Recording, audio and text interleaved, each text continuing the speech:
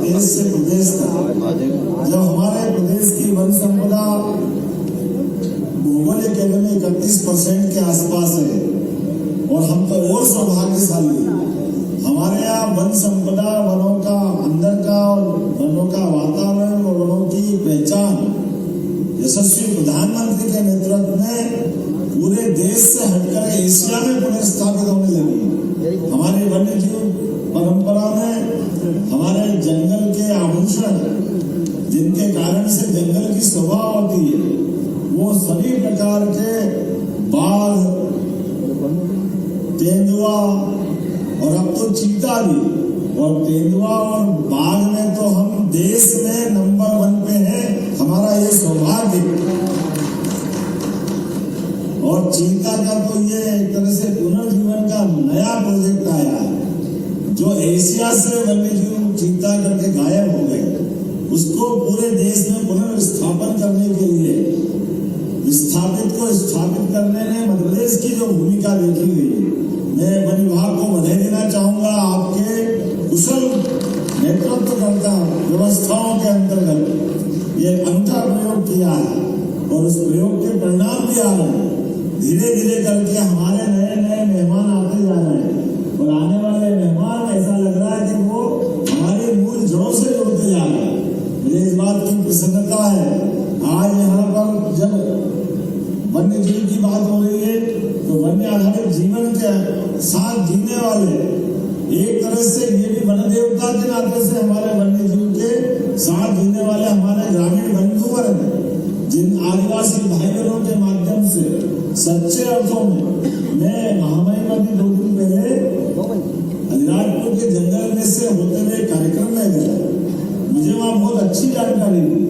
वो जानकारी इस प्रकार से थी कि ये जो हमारी अपनी भौगोलिक अपनी प्रॉपर्टी, जैसे मेरा मकान, मेरा बाड़ा, मेरा अपना खेत, ये तो अपना है ही। वनवासी भाई बहनों ने वन के अंदर के भी अपने हिस्सों को भी मान लिया कि ये हिस्सा मेरा, ये हिस्सा उनका, लेकिन वो जंगल कटने नहीं देते हैं। ये जो मन का भाव है, ये पवित्रता का भाव है, इसकी मैं बधाई देना चाहूंगा। आज वन संपदा हमारी बची है तो बड़ा योगदान हमारे ऐसे सारे वन जीवन के साथ जीने वाले हमारे सभी ग्रामीण भाई बहनों का है, बड़ा योगदान।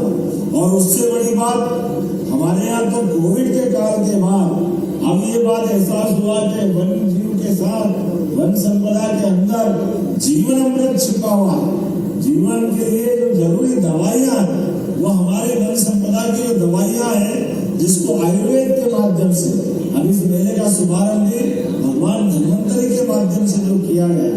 प्रकृति की भी कितनी अद्भुत देन है। प्रकृति शरीर में हमको बीमारी देती, लेकिन हमारी बीमारी से पहले उसकी औषधि भी जंगल में तुरंत देती। अपने आसपास की जो बीमारी होगी, उस बीमारी का इलाज भी वहीं मिलता है। ये केवल परमात्मा जानता है या हमारे वन्य जीव का समझने वाले लोग या आयुर्वेदिक चिकित्सक इस चीज को जानते हैं। मुझे आज के इस दौर में एलोपैथिक के समय जब कोविड के अच्छे से अच्छे डॉक्टर ने अपने हाथ टेक दिए, बड़े बड़े लोग घबरा रहे, लेकिन हमारे आयुर्वेदिक कार्य से जो जिंदगी बचाने का काम हुआ, वाकई वो अद्भुत था।